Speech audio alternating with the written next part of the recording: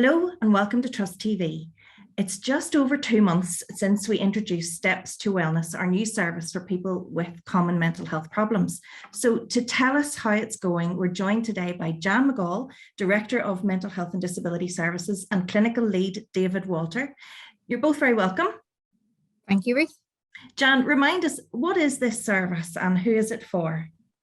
Yes, so the Steps to Wellness is a new service here in the Southern Trust that is being co-designed and co-delivered between our Southern Health and Social Care Trust staff and East London Foundation Trust, where David works.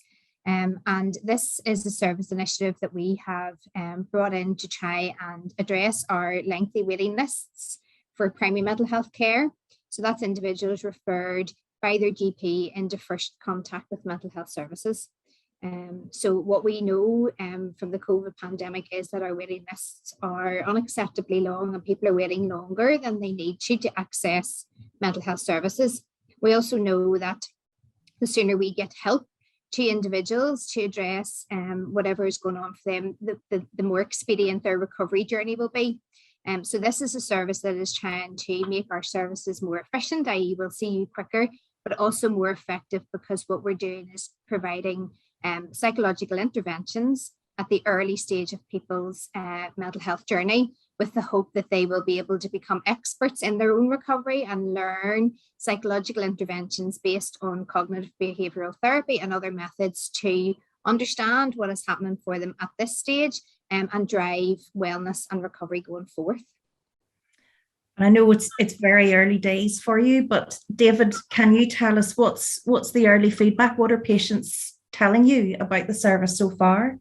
Yes, so the early service user feedback is telling us that the majority of people feel that the service met their expectations and that they benefited well from the interventions offered, and especially found learning from others really helpful. So this supports our initial hopes for the group intervention that service users get that experience of learning from each other, not just from the clinical expert. So there was also good feedback of the experience of the group work and learning new strategies to help cope with symptoms. And some are enjoying the digital group experience and others are still uncertain whether the approach is right for them, but we're trying to support everyone along their journey through the service here. And what programs have you been running so far?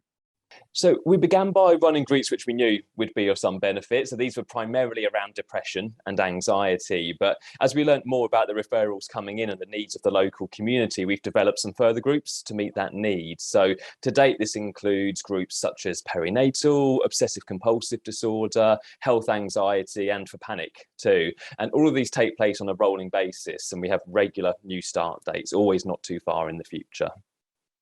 So really exciting programs then coming up.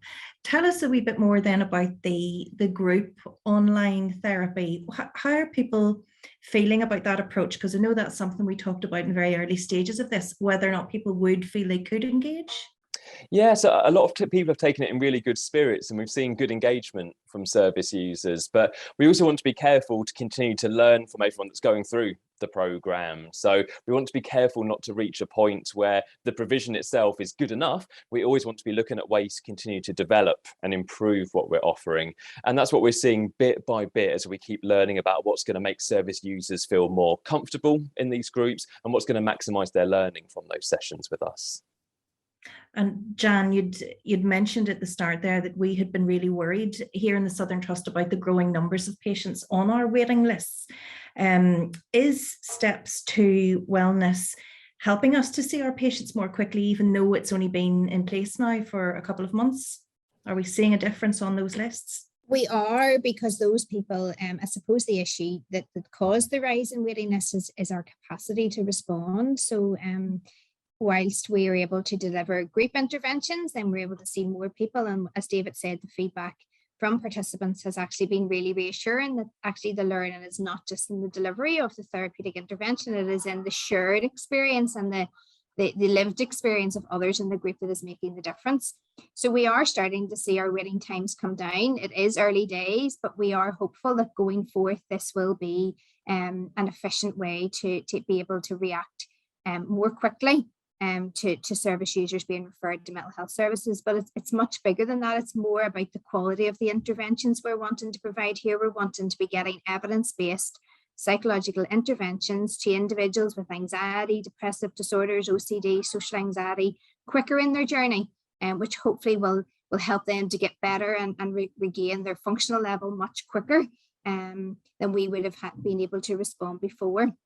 And for our teams, it's actually given them a real opportunity to upskill, to increase their learning and deliver differently. And it's been really good to hear. I think that the most successful group so far has been the perinatal group. And we know during COVID, that's been really hard for new mummies with babies because they haven't been able to go anywhere. So there's been really good staff and service user feedback about engaging the perinatal new mums. And it's easy for them because they can do it from home. It's not you have to pack up baby and come into a setting. So we're seeing new things that we wouldn't have thought of, but actually have worked really well for the population that we're here to serve. Well, that's brilliant news that it's being received so well and so many people are benefiting from it. Thank you so much for taking the time to speak to us again today. Thank you. Thank you.